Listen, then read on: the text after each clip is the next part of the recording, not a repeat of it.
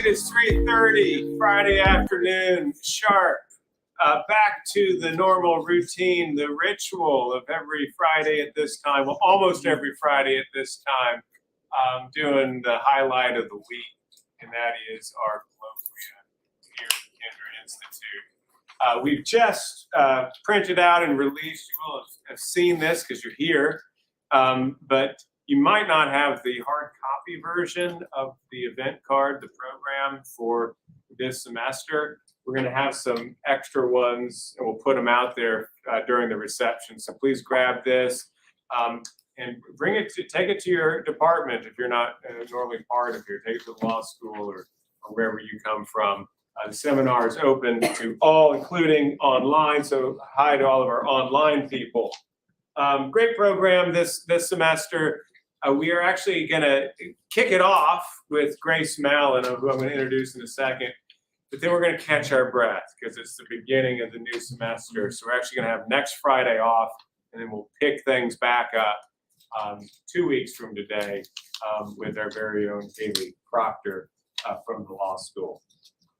Okay, so Grace Mallon, the way I've been introducing her the last couple of days is that she's our English cousin that you might not have known that we had here at the Kinder Institute. She's a postdoctoral fellow here, based in Oxford in the UK, and she holds the position there, and many of the MA students will know her very well. She teaches on the MA program. Those of you on the Global History program, I see a couple of faces here. You'll be meeting with Grace in March as well, and really important to running all of our Atlantic exchange programs. So she's our English cousin, but really intellectually, she's kind of more like American because she's writing about the origins of American federalism.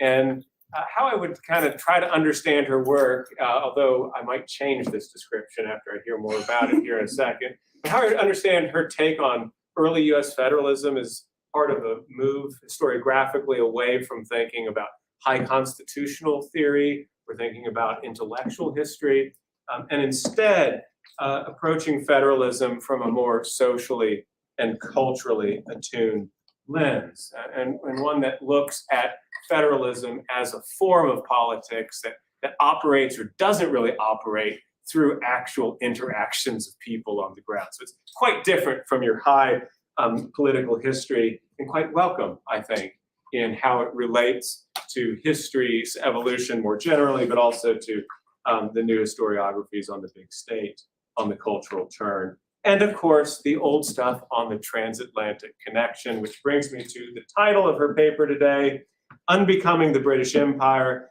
the transition from the transatlantic constitution to early American federalism. Grace tells me this is the largest audience she's ever lectured to, so let's give her the loudest applause that she's ever had.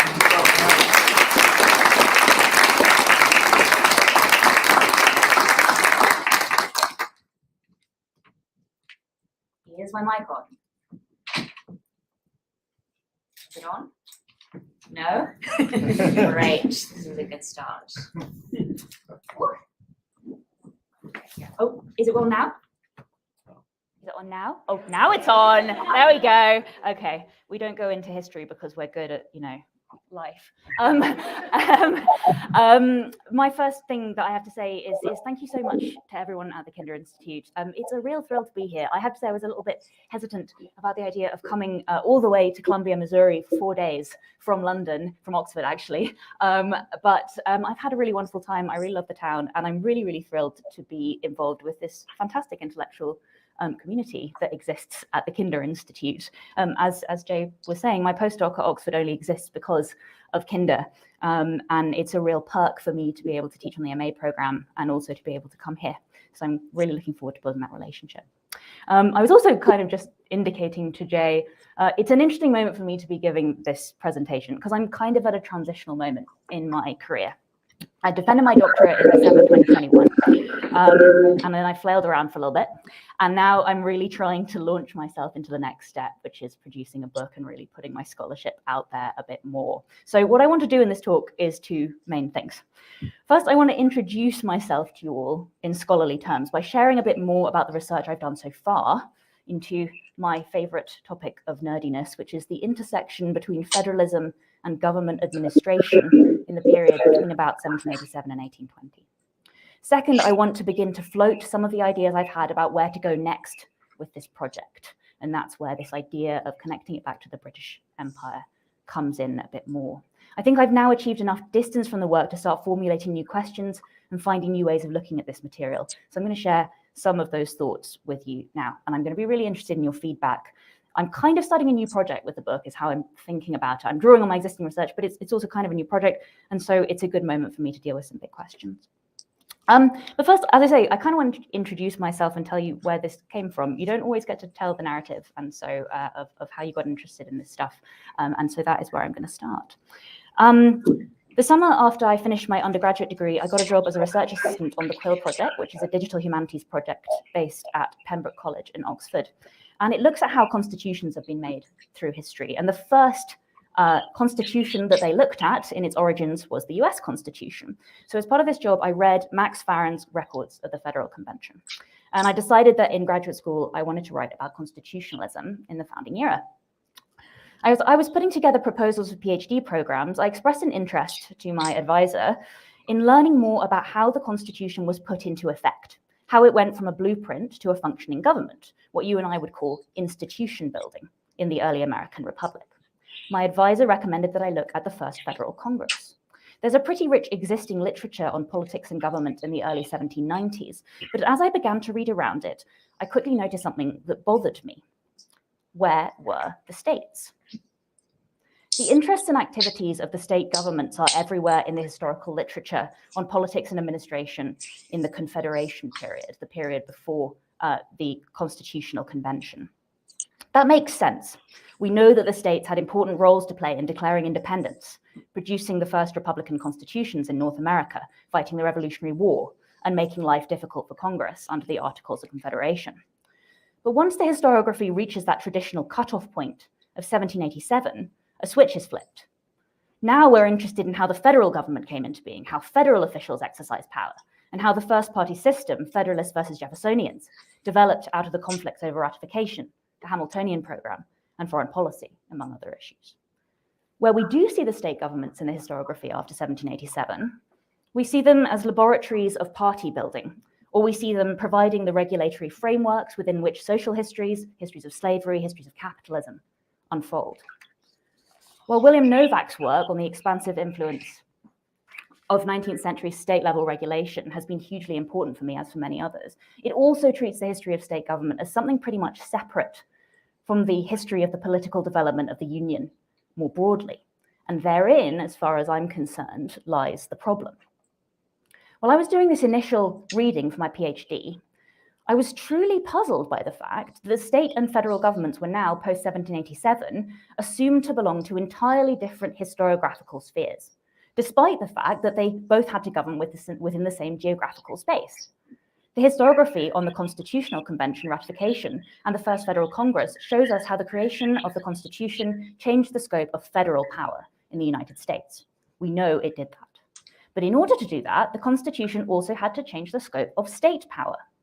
The Constitution took certain powers away from the states. It presented them with a new role in the federal system.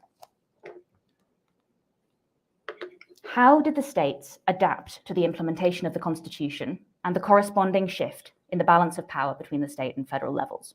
What kinds of adjustments did the states have to make to their own prior governing arrangements in order to operate effectively within this new order? And by what means did they work to influence the federal government to act in their favor with respect to those policy areas that were no longer under state control under the new constitutional arrangements? How did the state and federal governments work together to figure out precisely who would be responsible for what, where the Constitution, as so often, failed to provide an unambiguous answer? These were the questions I wanted to explore through my dissertation project. We're a sort of a multidisciplinary crowd, and there's obviously a substantial literature on American federalism across multiple disciplines, especially history, political science, and the legal academy. From the politics folks, I learned that the problem I was interested in was called intergovernmental relations, a term that I had honestly never come across before. That's partly because I'd always focused on the colonial period and the early republic, when there was no White House Office of Intergovernmental Affairs, no Council of Governors, very little in the way of a formal infrastructure facilitating interactions between the state and federal governments. It's also because much of the historiography on federalism before the American Civil War is fundamentally geared towards helping us understand, you guessed it, the American Civil War. This scholarship wants to explain why everything fell apart. But looking at the complexity of the American federal system with a fundamentally British bewilderment, the question I found more interesting was, what held it all together? How and why did federalism actually work, sort of, over the course of those 7 decades between ratification and the secession crisis? How did the Union's different governments figure out useful ways to resolve conflicts that arose over their respective powers and responsibilities? Because we know there were plenty of disagreements about that. Legal scholars and political scientists focusing on the present day have produced a raft of answers to what makes federalism work in practice. They've interrogated the mechanisms and institutions that allow state, local, federal, and tribal governments to resolve intergovernmental conflicts, coordinate their activities, and negotiate and renegotiate the distribution of powers between them. Cristina Rodriguez, the Yale scholar, shows how the resolution of intergovernmental disputes takes place not only through litigation in the courts, but also in what she calls the discretionary spaces of federalism, spaces like joint task forces and committees on particular policy issues that bring together representatives of different governments. Bridget Fahey at Chicago notes that the state and federal governments distribute responsibilities between themselves through contract-like instruments. And Abby Gluck shows how Congress makes provision for state governments to implement federal laws such as the Affordable Care Act, thereby granting them considerable discretion over how those laws will be implemented within the territory of the state. So we see quite a lot of crossover between their activities. My dissertation project showed that state and federal officials in the early republic had originated their own set of mechanisms for organizing intergovernmental relations and minimizing conflict between different levels of government. Some of these things were incredibly basic, even obvious. To begin with, the Constitution in Article 1 divided up regulatory powers into groups, one of which would belong to the states and the other to the federal government. If each level of government simply stayed in its regulatory lane, there should be no conflict between state and federal regulations, right? The Supremacy Clause also stated that the Constitution, the laws of Congress, and federal treaties made up the supreme law of the land, and that state judges were constitutionally bound to enforce this supremacy. As Alison LaCroix points out, the Supremacy Clause indicated that the courts would become the major mechanism by which conflicts between state and federal law would be resolved. There's going to be a judicialized solution to conflict within the federal system. But I argue that other bodies besides the courts also played crucial roles in working out disagreements and in keeping state-federal conflict from ending up in court in the first place. As an aside, it's worth noting that litigating an intergovernmental conflict in court does and has throughout history involved a huge amount of time, energy, and expense. So where other options are available, people involved tend at least to try them out. Congress, for example, played a key role in trying to minimize the grounds for intergovernmental conflict.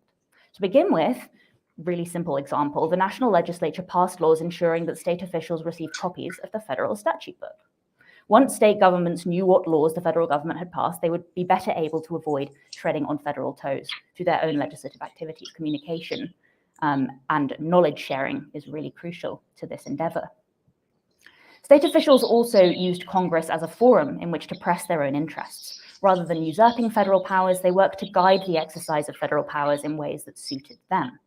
They tried with varying success to maintain a tight leash on their senators, sometimes instructing them to vote on existing bills in particular ways or to introduce new legislation that would favor the interests of their home state. State legislatures also often requested the assistance of the state's delegation in the House of Representatives, even though those federal legislators were elected by the people, not by the state government. More informally, the state might treat its congressmen as its agents in the federal capital, asking them to undertake business on the part of the state, including looking after state officials when they came to town, maintaining a relationship with federal executive officials, going to those interminable levees that the Washingtons held during Washington's presidency, and even negotiating contracts on behalf of the state with suppliers based in the capital. So you want to buy arms for your militia, you might send some people up to Washington, or you might ask your senator to negotiate that contract. What my research also shows is that states didn't just ask for things from the federal government, they also played an important role in maintaining the harmony of the Union by consenting to and facilitating the operation of federal laws within their territory. Now, that might seem like a strange thing, because what doesn't the Constitution give the federal government the power to hire its own staff to implement laws by itself? I think the simple answer is there weren't that many of them. And actually, they did end up relying very heavily on state administration to try and implement federal laws, which we can talk about more later. I think we sometimes treat ratification as the one binding moment when the states gave their consent to the creation of the federal government under the Constitution. But what we see throughout the early republic is moments where the states try to withdraw or retract either their full consent to be part of the Union or parts of their consent. And it was in practice possible for them to prevent federal laws from being fully implemented within their territories. What the 1790s, for example, show us is that the federal government couldn't have got itself set up to operate within the states without the ongoing day-to-day consent of the state government. So I'm interested in learning more about that. So what did the state legislatures do to minimize conflict with the federal government, and in fact to facilitate the implementation of the Constitution and the laws of Congress within their territories? What I found really interesting doing some really rather tedious research in a lot of state statute books during the course of my PhD was that states actually changed a lot of their own laws in the aftermath of the implementation of the Constitution. They had to go through, some of their laws became redundant and others had to be altered to accommodate new federal laws. They also had to provide their explicit consent to certain things that the federal government wanted to do within their territories. For example, in the earliest years under the Constitution, there were such things as federal crimes, but there was as yet no such thing as a federal prison. What was a US Marshal to do when they apprehended someone on federal charges within the jurisdiction of a given state? In an attempt to answer this question in 1789, Congress passed a resolution asking the state governments to consent to keeping federal prisoners in their own state jails. And the state legislatures did consent to this, passing their own resolutions in response to the congressional entreaty that granted this permission. Another example is militia reform. In 1792, Congress passed the Militia Uniformity Act, providing for the reorganization of these local forces to meet with a national standard. The state legislatures responded by updating their own militia regulations to conform as nearly as may be convenient with the new national arrangements, on which subject more later.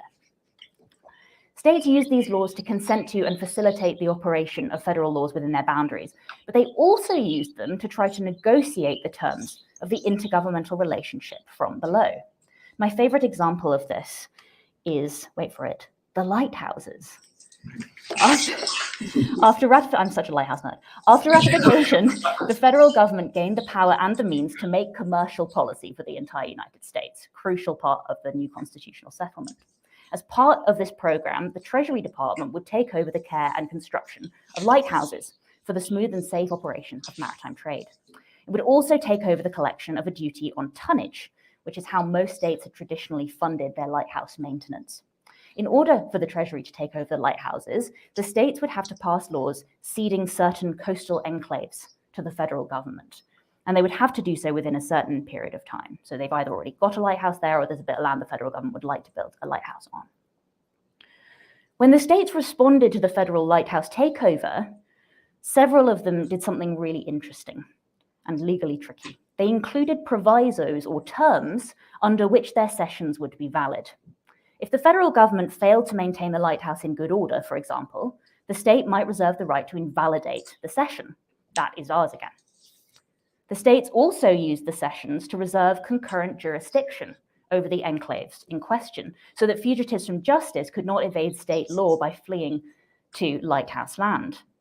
Alexander Hamilton, George Washington, and Tench Coxe the Federal Commissioner of Revenue, all became involved in a decade-long effort to figure out whether the states could constitutionally place qualifications on their consent to the federal takeover of lighthouse lands. In 1795, Congress passed a law acknowledging the state reservation of civil and criminal jurisdiction over the ceded lands, a success of sorts in the states' attempt to use their own legislation to alter the terms of the intergovernmental relationship. They carved out some new power for themselves by passing these laws. But other state lighthouse cessions were rejected by Congress, where the provisos they included seemed too extreme. So there was an active process of give and take. There was a real negotiation of power. If you are desperately interested in this, which I am, this article, this has got all the details of the lighthouse sessions. I sometimes, we all have a love-hate relationship with lawyers, but like this is the good stuff. But of course, as we know, state governments also use laws and resolutions to actively criticize the behavior of the federal government where they believed it had behaved unconstitutionally. We're all somewhat familiar with the Virginia and Kentucky resolutions, which were ghostwritten by James Madison and Thomas Jefferson for the legislatures of those states in the late 1790s in protest against the Alien and Sedition Acts. What I think is less familiar to a lot of people that I sort of found during my research is that Virginia and Kentucky-like moments were fairly common in this period. State legislatures quite regularly passed and circulated amongst themselves resolutions arguing that the actions of the federal government were unconstitutional, was sort of moderately par for the course. They were usually more hesitant than Jefferson about declaring that they would not abide by federal laws with which they disagreed, but these moments provide a really important context and help us to understand the normal mood of the intergovernmental relationship in the decades immediately following ratification. Vocal criticism of federal laws and actions from the state level was not necessarily cause for crisis. Take Virginia's 1790 memorial to Congress, so the federal government has only just got up and running, which called for the repeal of the Funding Act, the statutory vehicle for the federal assumption of state debts, on the grounds that it was repugnant to an express provision of the US Constitution. The author of the Funding Act, one Alexander Hamilton, perhaps partly out of bruised pride, responded with indignation to the Virginia memorial, telling John Jay ominously, "This is the first symptom of a spirit which must either be killed or will kill the Constitution of the United States." But I think Jay's response to Hamilton's weeping and wailing, is actually more characteristic of the prevailing federal attitude toward critical feedback from the states. As Jay wrote, "To treat the resolutions as very important might render them more so than I think they are." So he was rather calm about all of this. State resolutions were also used to propose constitutional amendments, and state organizing played an important role in achieving the drafting and ratification of the 11th and 12th Amendments to the Constitution, the last ones before Reconstruction. They could be constructive and realistic, as well as angry and noisy, these state resolutions. Moreover, state criticism of the federal government took place alongside quieter, more mundane, and more friendly interactions. There was debate and confrontation between the two levels, but there was also cooperation. So part of my dissertation project was focused on identifying these mechanisms of intergovernmental communication and negotiation. I think what I'd like to do with that work is show colleagues in the legal academy that these mechanisms for managing intergovernmental relations long predated or even anticipated the discretionary spaces of federalism, the offices of intergovernmental affairs, the committees. I'd like to show that there's a whole region of founding era institution building that historians have generally missed. And it belongs to this sphere of intergovernmental relations, of making federalism work in practice as a system of joint government over a shared territory on a day-to-day basis. While part of my dissertation laid out these mechanisms, the rest was devoted to demonstrating the stakes of intergovernmental relations as an area of historical study, to showing how it was that the negotiations and conversations between the state and federal governments actually changed policy at both the state and federal levels. I used legislative records and executive records from 5 states and a lot of correspondence from the Hamilton, Washington, Jefferson, and Madison papers. This is actually a letter from Edmund Randolph, whose papers are sadly not collected anywhere. He was the first Attorney General. And I used these papers to see what kinds of issues tended to force negotiation between the state and federal governments. Where did the uncertainties and disagreements lie in terms of the respective powers and responsibilities of these two different levels of government? Were they mostly to do with slavery, as we might expect, for example, or were there other areas where these kinds of controversies arose? What kinds of exertions of federal power grated on the states and vice versa? I spent 4 thematically organized chapters exploring the real-world implications of the negotiations between the state and federal governments in the period between the First Federal Congress and the War of 1812, focusing in turn on commercial and financial policy, defense policy, Indian affairs, and slavery. Throughout these chapters, I looked, for example, at the moments when states like New York were able to drive forward the dispossession of indigenous people within their territory, thanks to the unwillingness of the federal government to intervene. I looked at the ways federal officials used their authority over foreign affairs to press the interests of slave states like Georgia on questions around international fugitivity, with the active lobbying of the state governments. I explored how presidents and secretaries of war sought to ensure national security while also respecting the constitutional authority of the states over the militia, a tricky balancing act indeed. I would love to talk more about the actual meat of the thesis at questions, if you're interested in that. But for now, I think I've kept you waiting long enough on the real central topic of this talk, which is how I want to move this work forward. And how I want to move it forward is by connecting it back more explicitly to the British Empire and by telling in a much more focused way the story of how the British Imperial Constitution, what Mary Sarah Bilder has called the Transatlantic Constitution, gave way to and was transformed into the American federal system. One of the things that got me really interested in legal history was reading Bilder's book, The Transatlantic Constitution. And I always vaguely thought of this project as sort of a sequel to it. Like, what happens to that relationship between a sort of central legal authority and peripheral legal authorities after the end of the empire, which he does sort of go into at the very end of the book, but I wanted to sort of expand on that. But I didn't do that very explicitly in the dissertation. As you may already have noticed, I stole, or we could say paraphrased, the title of this talk from the title of Carrie Ann Yokota's very thought-provoking book, On the End of British Rule and the Struggle of Elite Americans to Build an Independent National Cultural Identity to Unbecome British in the Early Republic.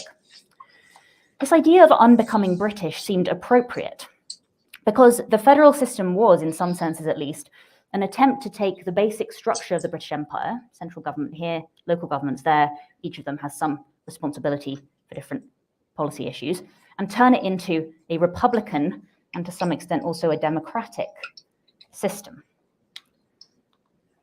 The massive constitutional reforms of the 1770s and 1780s, and indeed the 1790s, show us that intentional shift towards a republican form of governance, state the obvious.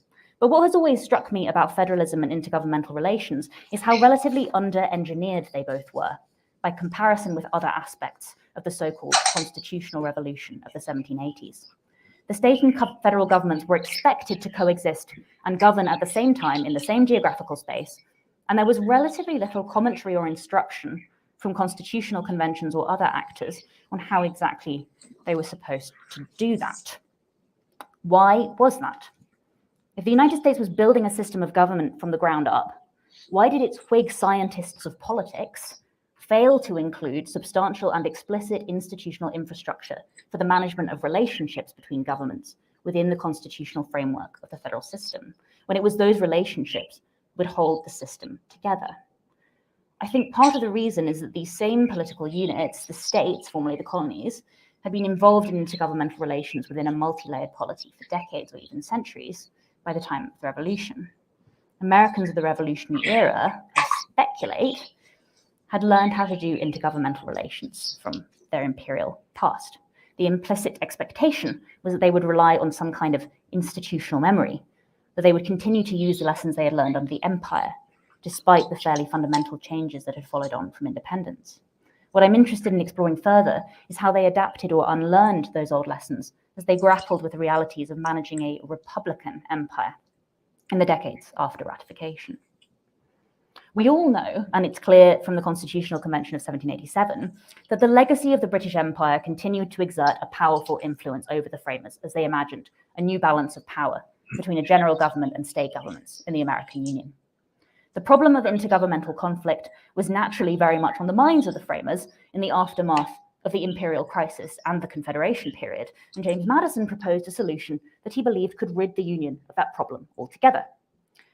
The federal government should have a veto over state laws, as, in Madison's words, the King of Great Britain heretofore had. His solution to intergovernmental disputes was to vest Congress with the final say on the constitutionality of state laws. He wanted to have a final sovereign body that would be able to sort of deal with these conflicts. You will be shocked to discover that this proposal to replicate the structure of the British Empire did not go down so well with a majority of the delegations at the convention. But that didn't mean that the federal system put in place by the Constitution did not draw on colonial precedents. Alison LaCroix points out that the idea of creating a formal division of powers between the British government and the colonial governments, like an enumeration, had been proposed as an imperial reform before independence. Mary Bilder has shown how the Privy Council provided judicial review of colonial legislation in certain instances, which is a system replicated by Americans after independence through their own court system. I was also struck recently, I don't know how useful this is, I was reading Jack Green and I noted that during the 18th century, some reformers proposed to the Board of Trade creating something called a general government for the colonies, basically an imperial government, but at home in North America, which would eliminate that distance between the metropole and the periphery. And I think it's interesting because what do we call the federal government in the founding era? We call it the general government. So I just wondered if there's a connection there. But what really made me most conscious of the way imperial precedents shaped federalism and intergovernmental relations in the founding era was the contested role of the governor within the young American federal system. I'm really fascinated with these guys, and I think they're not dealt with enough or they're dealt with anecdotally, but not specifically in a lot of the literature. The state governor was, of all the officials in the system, most clearly the creature of two masters. Formally, his greatest obligation was to his state, which makes sense. He took an oath to uphold his state constitution on gaining office. Depending on where he came from, he'd been elected to office either by the legislators of the state or by the broader franchise-bearing political community. It was to them that he would feel himself the most accountable, because it was they who would decide whether he would be keeping or losing his job at each of the relatively frequent gubernatorial elections that were held under most state constitutions of this period. He was also, and this is more interesting, expected to be a creature of the federal government. It appeared in 1789 that his formal obligations to the Union were to be relatively minimal. According to an early federal statute, he would be required, alongside the state legislators, to take an oath to uphold the US Constitution, alongside the state constitution. The federal constitution itself made few references to the governor, though. He was required to fill vacancies in his state's delegation to Congress, where they occurred between elections. He had power to demand the rendition of fugitives from justice who had fled to another state, and he also ends up dealing with with enslaved people who have fled, which is important. He could call for federal assistance in instances of domestic violence or insurrection, but only in those cases where the state legislature was not able to meet. So those are his constitutional duties. Beyond these minimal duties, we wouldn't assume from looking at the basic framework of the federal system that state governors would come to play important roles in relation to the overall operation of the Union and the implementation of federal policy. But the governor's role would soon be fleshed out in two ways, which were to some extent linked. The first was through federal statute. The second was through a set of apparently pre-existing expectations about the responsibilities of governors in this setting. While governors tended to defer to federal expectations in the post-ratification era, some also began to raise questions about the nature of their responsibilities to the Union in this Republican empire. The early Republic governor had a couple of key functions that were built out, partly through the letter of federal law and partly through custom, shortly after ratification. One had to do with communication, as I mentioned, the crucial issue in intergovernmental relations. The governor was a middleman between the general government and the state legislature. From below, state legislators would instruct the governor to communicate with the president and cabinet officials, with the state's delegation in Congress, and with the chief executives of the other states. From above, it was to the governor that copies of new federal laws would be addressed, along with resolutions and information sent through from other states, and circulars and other kinds of correspondence from federal officials, both at the cabinet level and more locally. Customs collectors and Indian agents operating within the state would also be in touch with the governor when they required his assistance or needed to share other information. This is something I find quite interesting, that we don't just have president and governor communicating, we have these much lower level federal officials having to be aware of the state infrastructure in the area that they're working in. The governor's other great responsibility vis-a-vis the Union as a whole was to act essentially as a provincial military commander. This is both a traditional function of a governor in an imperial context and a role that was awarded to American governors through the Republican state constitutions of the Revolutionary era. Under the post-1789 federal system, the governor was commander-in-chief of the state's armed forces, except, crucially, when they were called into federal service, at which point the president would take over the command. The governors well understood that this was an important part of their role, but the federal government, with minimal manpower of its own in these early decades, also openly relied upon the support of the governors for the implementation of defense policy and putting down insurrections and other things like that across the Union.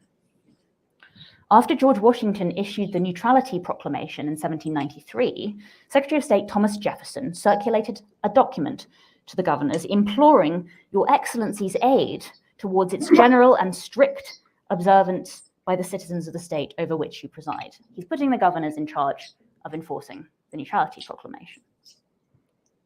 A few weeks later, Secretary of War Henry Knox sent another circular asking the governors to deploy the militia to prevent privateers from bringing captured ships into the ports of their states, which was about to scupper American neutrality. If French pirates are stopping ships and bringing them into American ports, and the Americans are just sitting there and doing nothing about it. What I think is interesting is there's nothing especially formal about these requests. They aren't actually the president calling the militia into federal service. They're the president asking the governor to do something for him that involves the militia, which is a slightly different kind of a relationship. And it seems that the governors did comply with these requests mostly out of a sense of duty to assist the president and his cabinet in preserving the security of the Union, rather than because they were under any formal legal obligation to do so. So that's where I kind of connect back to this traditional role of the governor as a provincial military figure. The question of when exactly the governors were allowed to sort of unilaterally deploy military force of their own accord arose more than once in the first few years under the Constitution.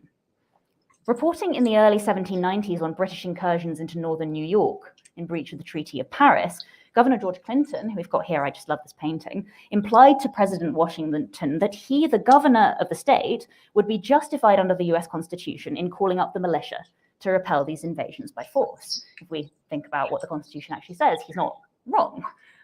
In cases of invasion, the states are entitled, if we just look at the plain text of the Constitution, to repel invasions. But given the potential consequences for the peace of the Union, Governor Clinton felt himself compelled to ask Washington's advice before taking this action. Washington took this opportunity to reject the idea that state governors should engage foreign combatants without federal oversight. But this did not stop the odd governor from raising his own forces in the years to come. In a particularly galling 1793 incident, Georgia Governor Edward Telfair invaded the territory of the Creek Nation without permission from the War Department or the president, to the fury of Knox and Washington. So we still do have governors acting in this way. While Telfair's action was particularly egregious, other state governors in the same period also questioned, in slightly less dramatic circumstances, whether the federal government had a constitutional right to instruct them in their actions. This is a little bit of a weird anecdote, but I'm going to go for it. In November 1792, Governor John Hancock of Massachusetts found himself severely riled by the language of a new act of Congress, which concerned the appointment of electors to the Electoral College.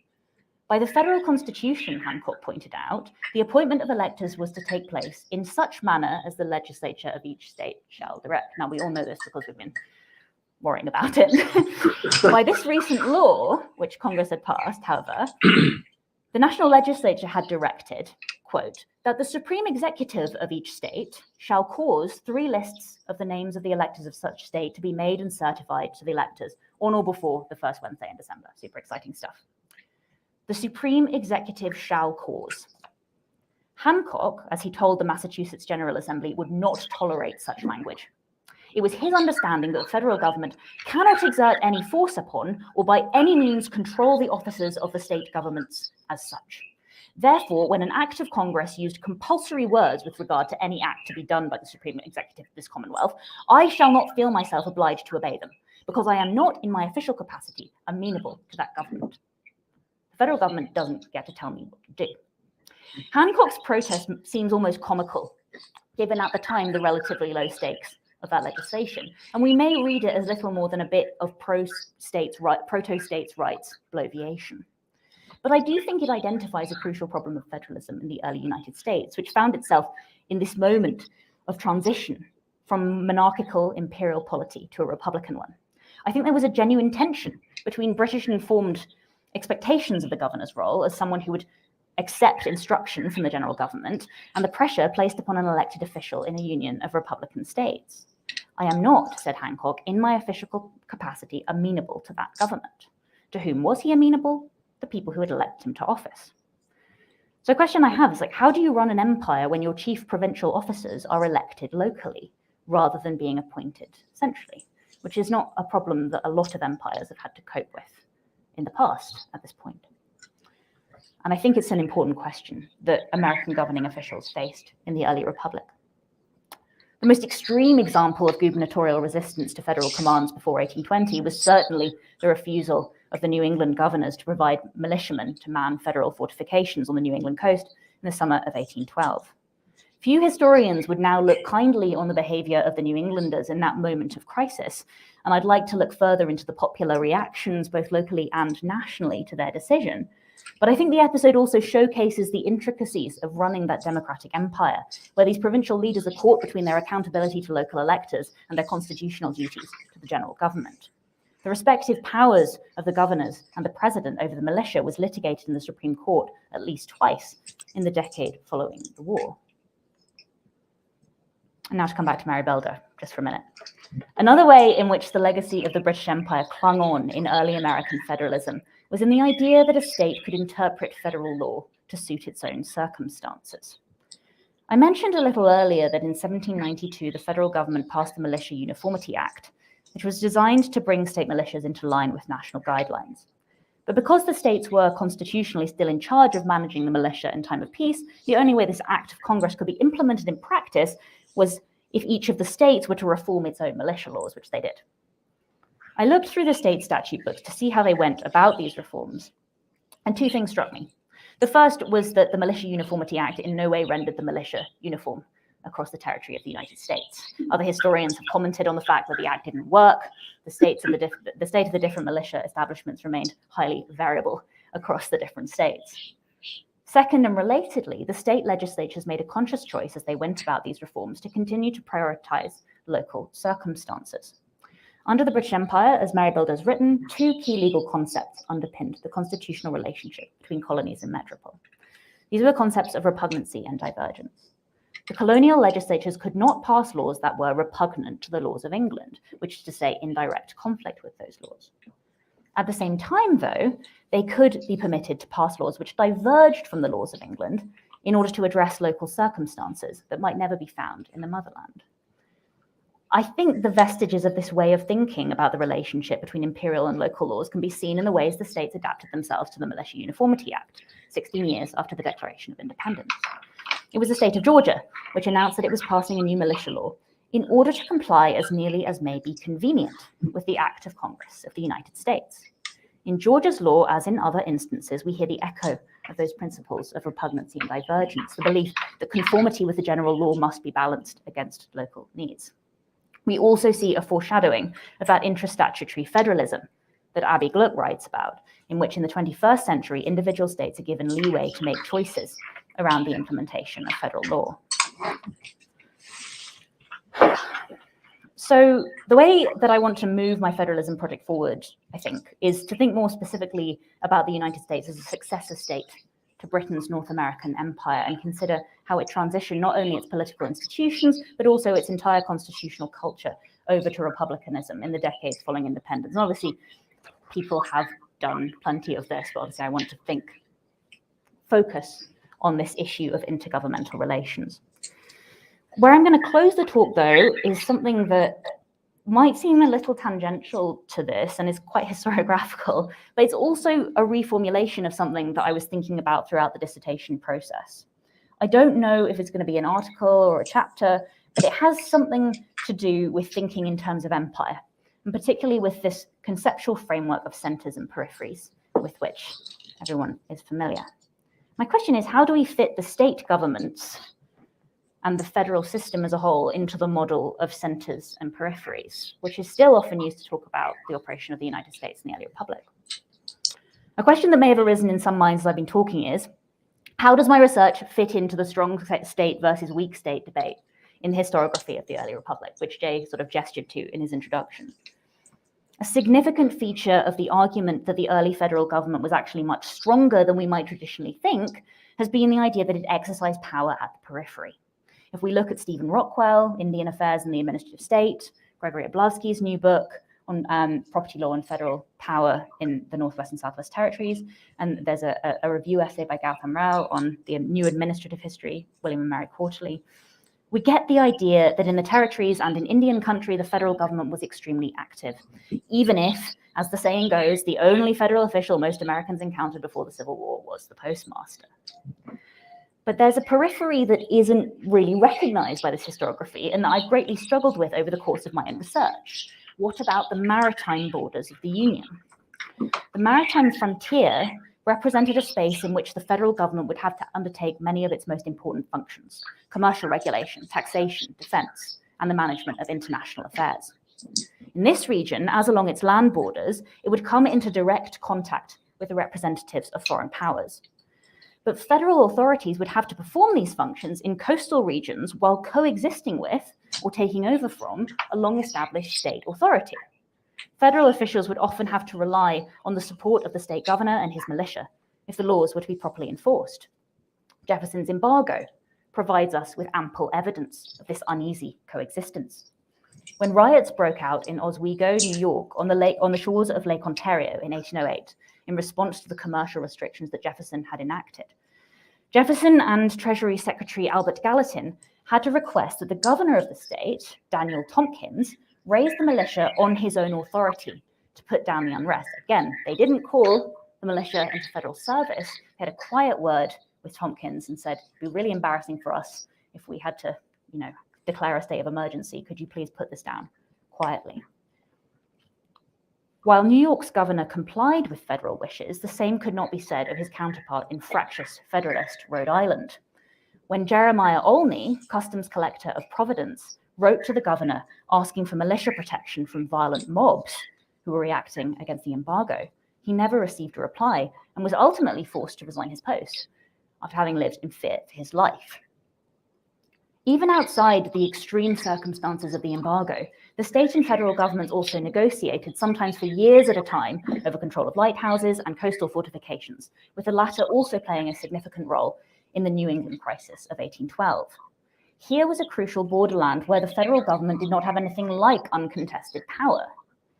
Much of the action in my dissertation took place in this fraught area, where state and federal authority really did have to operate alongside one another. And I'd like to investigate the significance of that particular space further in future. I'd like to contest what I think is the underlying assumption of this historiographical subgenre around power at the periphery, which is that the federal government was able to exercise power unimpeded in all the places that really mattered. I'm not sure that this was entirely the case. Relatedly, another slight corrective that I'd like to offer to the power at the periphery thesis is the implicit notion that Native American nations were both basically mostly worrying about federal authority before the states arrived dramatically on the scene in the era of the Cherokee Nation cases. The boundary between white settlement and Native American lands often still fell within the claimed jurisdiction of the states. And from the 1780s onwards, the states worked hard to remove these lands from native hands, in many moments much less famous than the removal era. In the 1790s especially, the federal government did contest the state interference in a regulatory sphere it claimed exclusively for itself, but it was often unsuccessful in its effort. The most difficult thing with this project, as with so many things in life, has been learning when to stop. Specifically, I found it challenging to know where the chronological end of my story lies. I concluded the dissertation, as one is unfortunately forced to do, in the early 1820s, when the Marshall Court made a concerted effort to draw a line under several of the major intergovernmental controversies of the period I've discussed today, in cases like McCulloch versus Maryland, which dealt with the controversy over the National Bank, Gibbons versus Ogden, which was about who gets to control coastal areas, Houston versus Moore and Martin versus Moore, which were both cases about control of the militia, whether the governor or the president is going to be in charge. Not to mention the Indian cases toward the end of that decade, which were also crucial federalism cases. In all these cases, Marshall and his court sliced and diced governmental powers cleanly and divvied them up between the state and federal levels. Crucially, they put a stop to the ambitions of the New England governors, putting them back in their place as provincial officials of the American empire, bound to comply with presidential requests in the sphere of defense policy. In a sense, we might think the negotiated subtleties of the founding era that went before had been lost to this new urge for certainty through judicial review. In other ways, though, perhaps obviously, the constitutional ambiguities of the state-federal relationship could not be cleared away in one fell swoop, even by such a man as John Marshall. New questions would continue to arise as new policy programs were put forward about which level of government should be responsible for what. Officials at all levels of government would continue to seek to resolve problems quickly and gently without resorting to that nuclear option of litigation. The mechanisms I've identified for the management of intergovernmental negotiations would evolve and change, but the earliest legislators and executive officials under the Constitution had nevertheless, in a sense, created a precedent for those who would follow over the decades and even centuries to come. And with that, I'm going to shut up and let you do some talking. Thank you very much.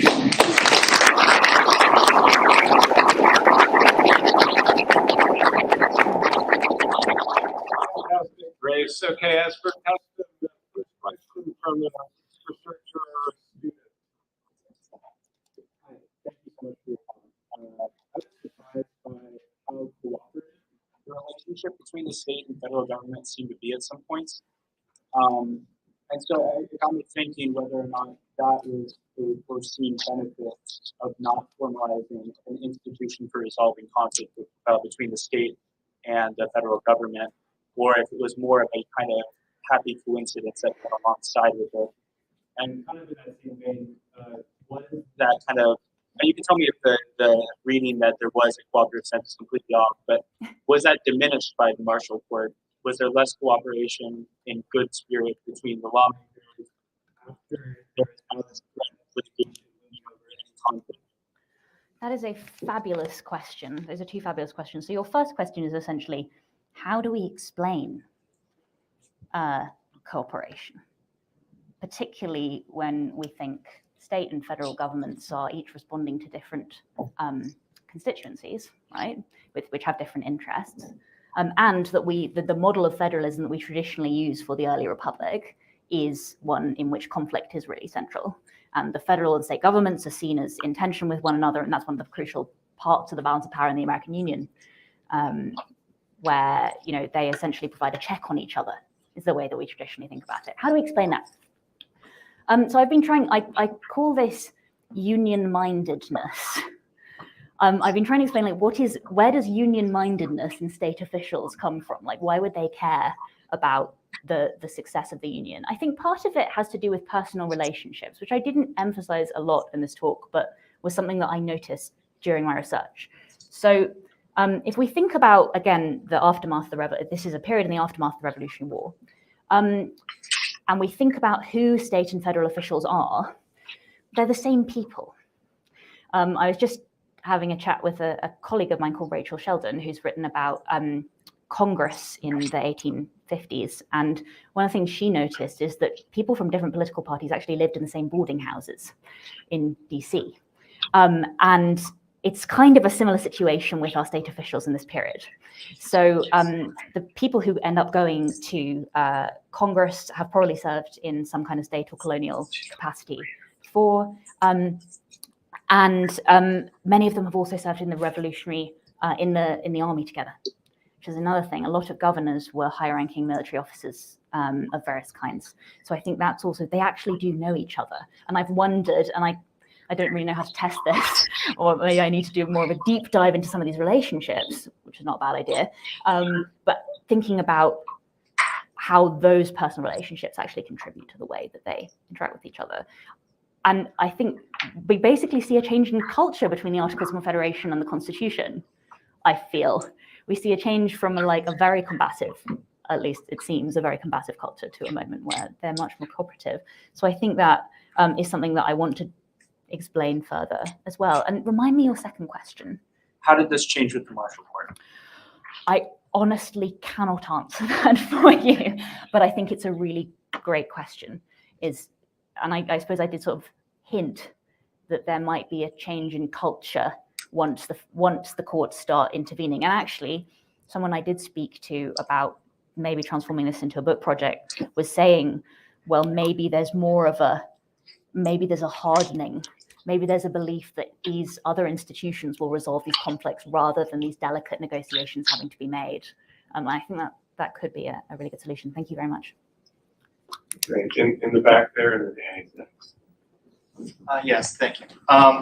I was curious as to what you thought of the continued conflicts between federal and state governments that would go beyond that.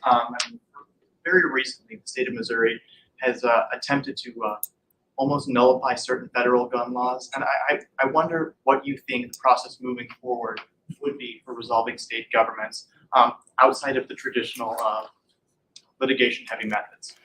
That's a great question, and something that I again didn't really touch on here, but have thought about a lot, is the role of partisanship in this issue, right? Which is really, really crucial. So we often talk about the fact that in the Republic there's the idea that the American there's going to be no parties in America, and that's actually something that does drive the way that people think about federal systems when they're like, oh, it'd be a really good idea to have a federal system. And a lot of that is driven by the idea that partisanship won't destroy the operation of the system. So if we look at the UK, for example, you guys might be looking like, what? UK isn't a federal system, but we implemented devolution in the 1990s at a time when both Wales and Scotland were majority Labour, and the government in England was also Labour. And it was like, well, Scotland will always be Labour, so we'll always be able to have a relationship with Scotland if the Labour government is there. Now, that went catastrophically wrong, right? But I think partisanship is the huge issue here, and that's why the relationship with New England breaks down at a fundamental level. I think there are constitutional issues, as I've noted, but there's also a willingness to try to break that relationship, which is coming from a partisan place that I do need to sort of note when I'm talking about these things. So thank you for that question. Annie. Sure. So my question is sort of related to Ben's question, but a particular sort of historiographical bent to it.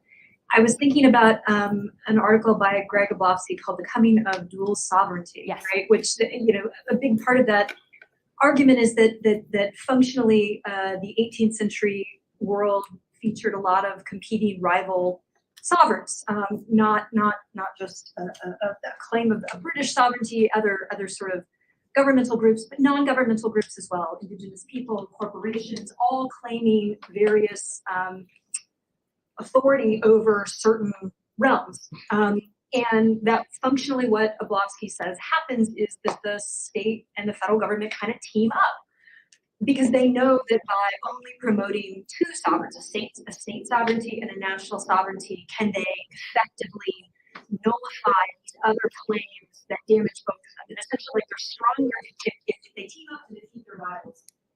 They ultimately emerge successful. And though Greg doesn't really flesh it out at the end, I think part of the story of the Marshall Court is once you have attained dual sovereignty, now it's time for these former brothers to make their way.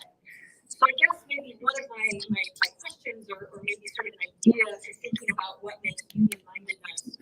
Is this an empire of interest, right? Are people at the state and national level cooperating because they recognize it is in both the state interest and in the national interest for them to do so, and if they fail to do so, their rivals are going to swallow them?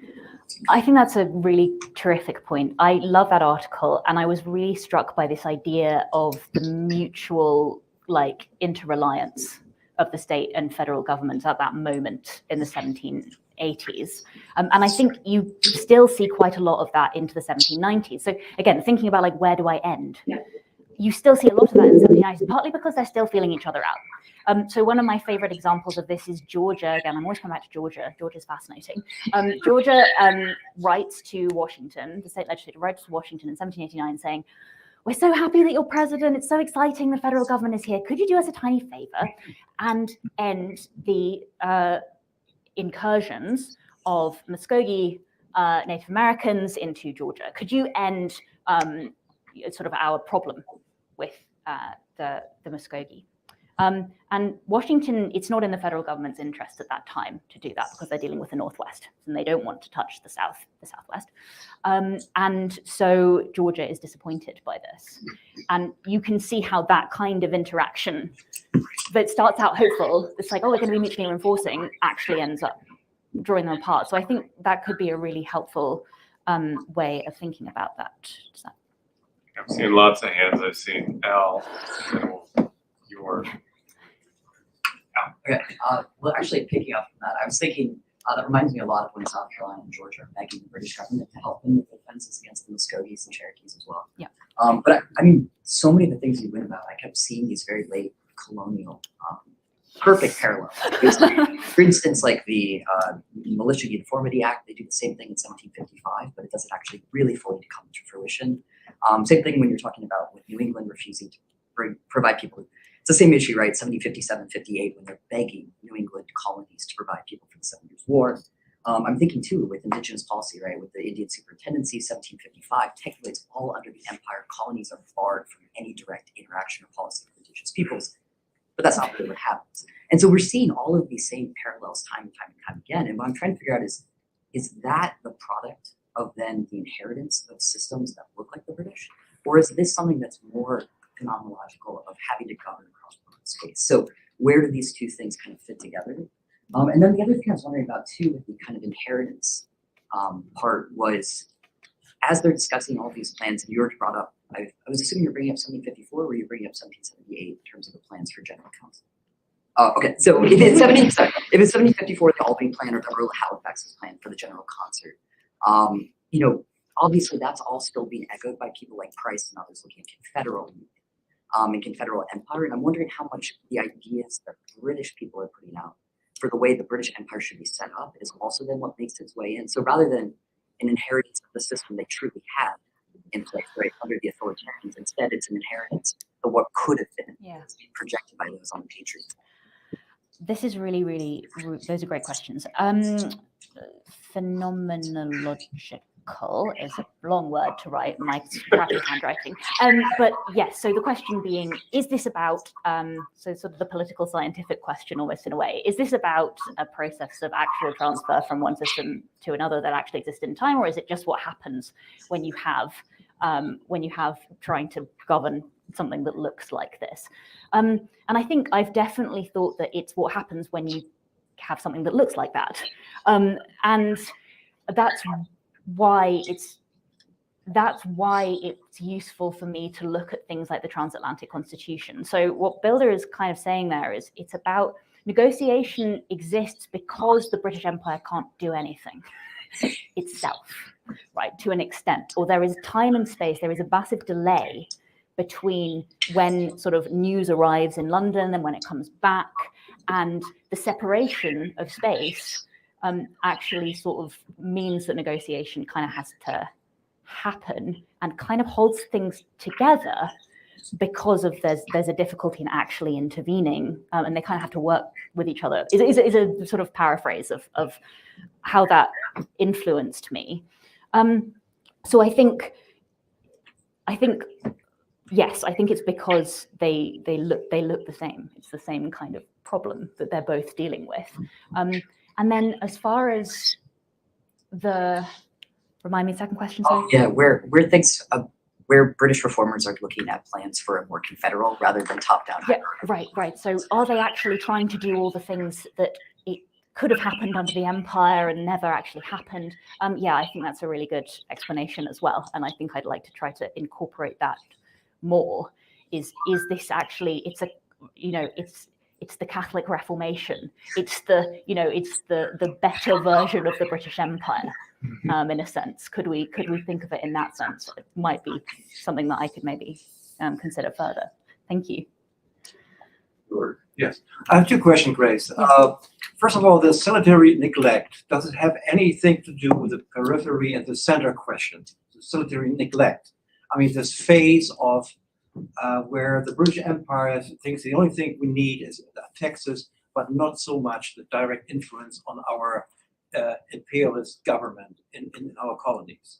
And that might be transferred then to the overall connection between federal and state policies. But that is just one question. The other one, you had a sort of a generalized version, perhaps your dissertation is different, on the state-federal relationship. I was wondering, the newer states, you mentioned Georgia and all these, what kind of difference did they have in terms of the federal policies? First of all, and also the staff. I mean, how many lawyers were around in Georgia and Carolinas in comparison to New England states? So there is a totally different setup of legal experts in these states, and how does that reflect the federal and state relationship? That's great. I honestly don't think that I can answer your first question, but I'd like to talk to you more about it off camera.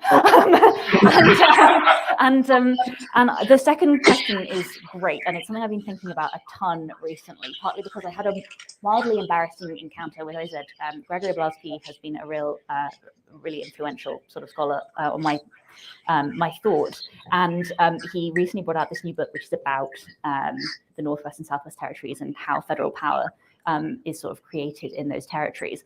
And he and I had actually ended up using exactly the same source material about an interaction that happens between the new state of Tennessee and the federal government over the question of the Cherokee Nation. And I had sort of said, oh, this is really embarrassing because the state of Tennessee actually wins this scenario. They're on the ground. The federal government is saying you can't do this, you can't do that with relation to the Cherokees, and the state of Tennessee says we don't care, you're not here, and we're going to deal with it however we want to.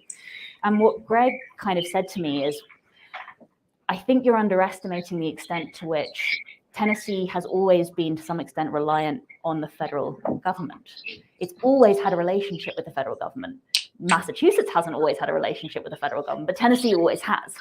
And that's going to change the way that they sort of perceive their own role in the union. And I think that's really crucial and something that I need to deal with more. Your question about lawyers is fascinating. I've never really thought of these guys as being like great legal minds in the way that they're dealing with this is almost like popular constitutionalism for state legislators. I mean, they're all more educated, most of them are more educated, I assume, than the average person. But they are, I think, I don't know if it's to do with the fact that they have a lot of legal training in the way that they perceive these relationships, but maybe we can talk about that more after as well. States with few lawyers, I'm dreaming. Ask Rudy and Chris to hold off so Carly can get a question. Yeah, it's there were actually quite a few like Virginia and Kentucky moments in the early republic, and I was wondering about like the content of those moments. I guess like if they were specifically about state authority, or if like with the Virginia and Kentucky resolution they were more about like the state as an apparatus to protect individual rights, or if like that distinction doesn't even matter. If that makes sense. That is a really great question, and I think you're right. I think there's been a really interesting, or at least I suppose most people are probably generally more pro-Jeffersonian than I am. I'm not really a big Jeffersonian, so I've never been like, woo, the Virginia and Kentucky resolutions. But Wendell Bird relatively recently published this great article where he reframes, he looks back at the Virginia and Kentucky resolutions. So there's an old interpretation, which is the Virginia and Kentucky resolutions as an attempt to protect freedom of speech, which I think is legitimate.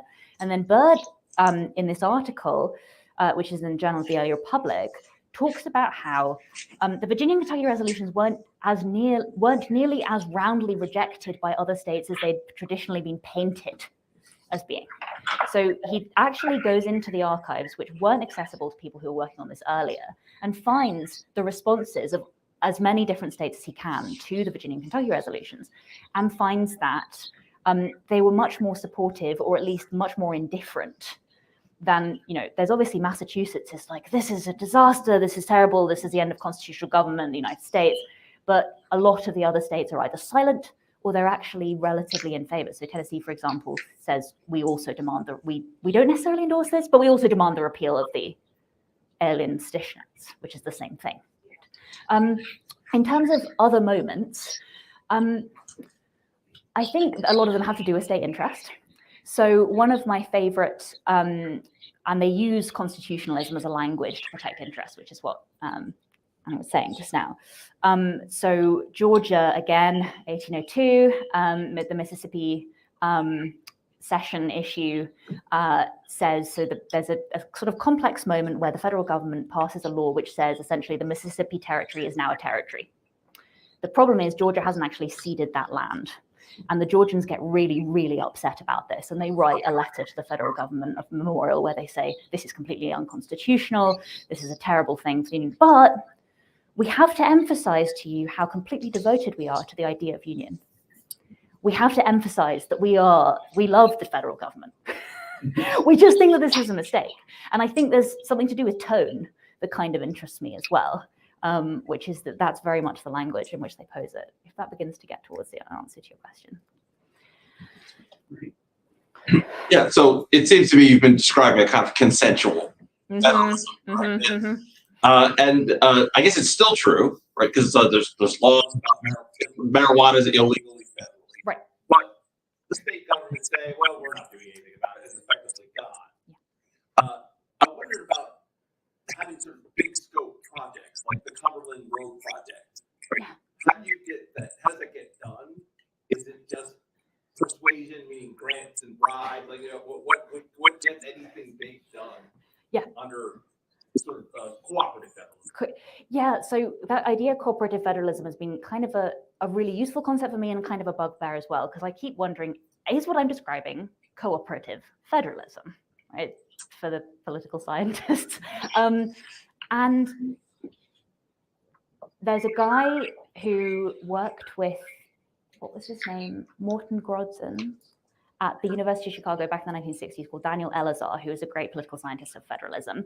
And he basically said, yes, when we look at internal improvements, we realize that cooperative federalism has always existed in the United States. And it's particularly internal improvements that show us that, because the federal government was funding these projects. And they were doling out money to the states, and the states are actually fine with building roads when the federal government is funding it at that moment. I've always struggled with this idea of cooperative federalism because it has kind of a coercive feeling towards it, and it's very top down.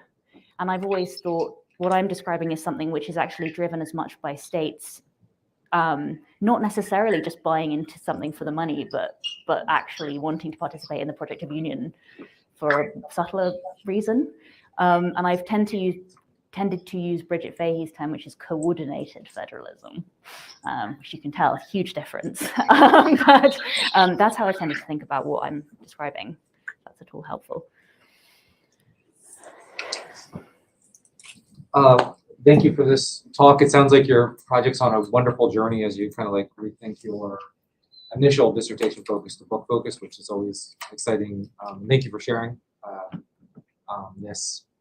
I could be misunderstanding, but it seems like for you, a big distinction exists, or it matters if something's done informally politically or formally politically. Yeah. And if you have anything you'd like to say, just share with us in the room right now regarding what that means, or how that's your thinking has changed in this regard, or what you think your book might tackle with the nature of formal or informal politics. I'm less interested in politics than I am in law.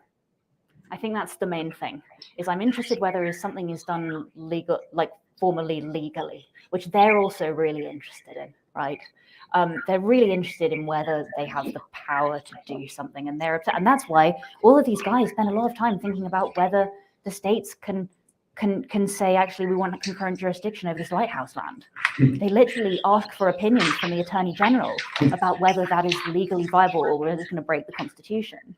And so when I'm talking about informal and formal, I'm talking about like, is the power granted to the federal government in the text of the statute, right? So, or is a letter going to the governor saying, I hereby, I, the president, or the Secretary of War on behalf of the president, requisition these troops under this act. And that's not what's happening in those moments. So I think what I'm getting at is like, are they doing something with the obvious, clear support of a legal framework? If that is helpful. And I kind of stand by that. I do think that's actually quite important, and maybe that's me sort of veering off towards the law, but I think they were quite worried about it. Yeah. Ellen. So I still hold to the interpretation that the Constitution was written without political parties, organized political parties in mind. So the Constitution without parties, the Richard Hofstadter's thesis of that. And I'm just wondering how much of what you're calling federal-state conflict is really partisan conflict. I mean, especially in terms of like the Alien Sedition Acts and the Kentucky and Virginia resolutions. This is now by this time a party battle that's taking place between them. And don't different parties, as they do today, simply become more nationally oriented or state oriented, depending on which of those entities they control and where they control them? That's kind of one observation. Another is that so much of the way that you were talking indicates that you're liberated from this way of thinking, but that you were also, that you realize that many people were not. And that way of thinking I'm talking about is zero-sum thinking about national and state power. Peter Onoff a long time ago talking not to think that way, that states really need a very strong national government to continue to thrive and survive and be structured. And so even the arguments of the Constitutional Convention from small states are really arguments about the distribution of power within the national government and how much power they'll exercise. They're not arguments that they don't want federal power. As soon as they get equal representation in the Senate, they're forced a strong national government. And so, once again, I'm trying to break out in an abstract way from this thinking that that there are two levels of government competing against each other. The old dual federalism idea. The dual federalism idea is not universal, even at this time period, by any means. Right. Okay, I think that's. Can I do your second question first? Yes. Okay, so my the person who examined my doctorate was Max Edling, and he definitely still thinks that dual federalism exists, and he's an honor student, and he goes so far as to say in his most recent book, Perfecting the Union, that every bit of intellectual history that we have from that period suggests that people understood that dual federalism existed. Yeah, is it the only thing though? I mean, is it the only way of thinking? It's certainly not, and that's my argument. Absolutely, absolutely. No, I am, and I completely, and that's my biggest. I love Max's work, and that's my biggest problem with it is the idea that I think when people are making claims about there's a clear division between state and federal powers, they're doing it for political purposes, right? They're claiming this is the way it should be, not this is the way it is. Even when they're sort of trying to delineate those firm boundaries. So I think that's absolutely right. So you're saying I should be less defensive about my idea that this is not the case, essentially, because it's obvious to everyone that it's not the case. I just think you can be more forceful in seeing that strand of thinking and therefore inviting the kind of cooperations that your own empirical research is showing. And I would point out also that the Constitution itself invites cooperation when it gives certain powers to the state government, but then says the ultimate sovereign here is the national government. Elections and time, place, and manner of elections, and the construction of the electorate is a state proposition, right? I mean, these kinds of things are a rich ground for that kind of analysis. Absolutely, and I really like Robinson Woodward Burns' recent book on state constitutions, where he talks about how like the federal government didn't even want to touch those issues, right? Of like deciding who's going to be in the electorate, partly because that would be moving towards trying to say who is a citizen, which is a whole can of worms that they don't necessarily want to get into at that moment.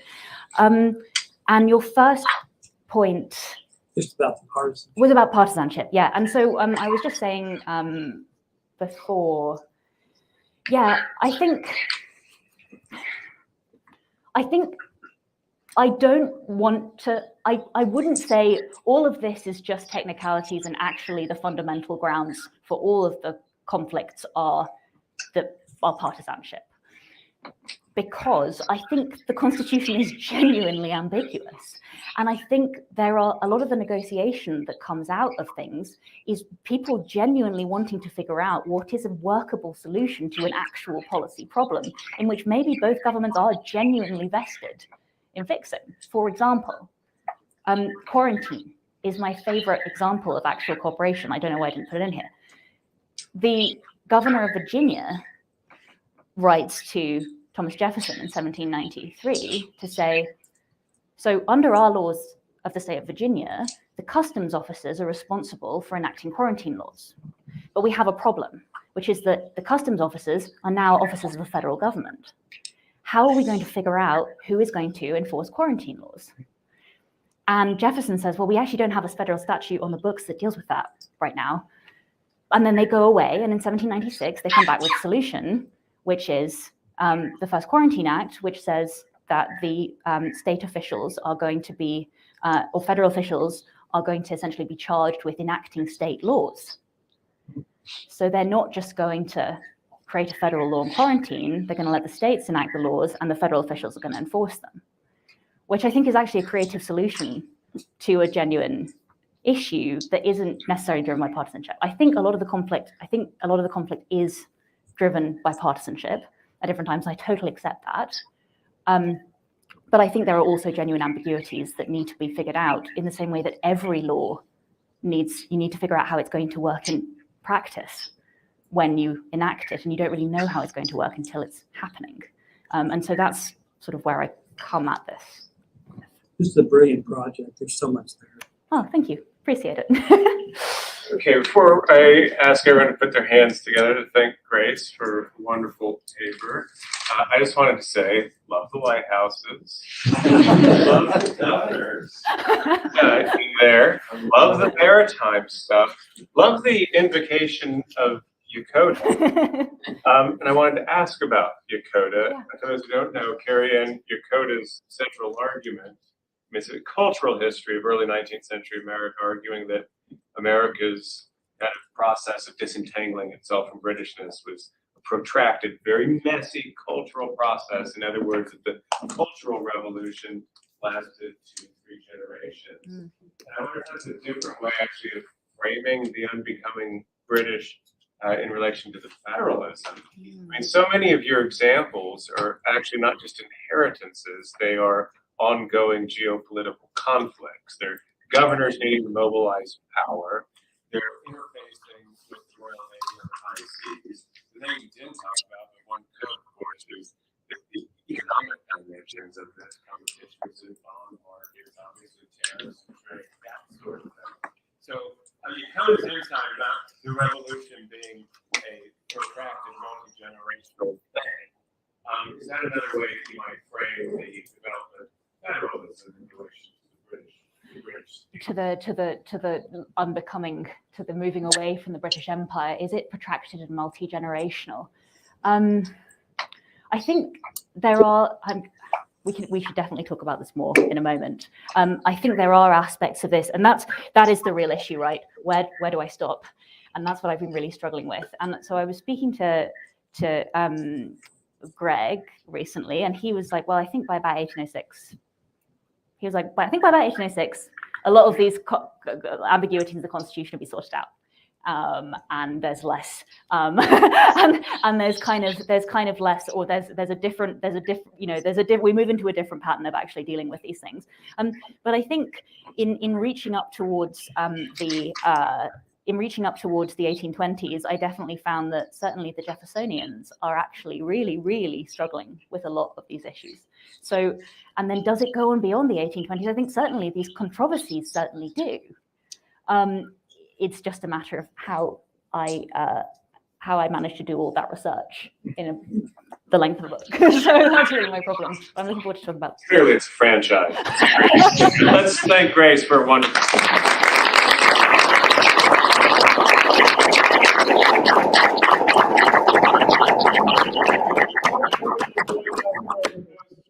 Post-seminar reception out in the lobby.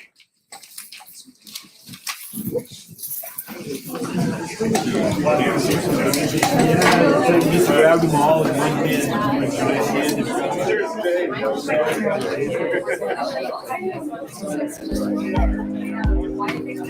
hand.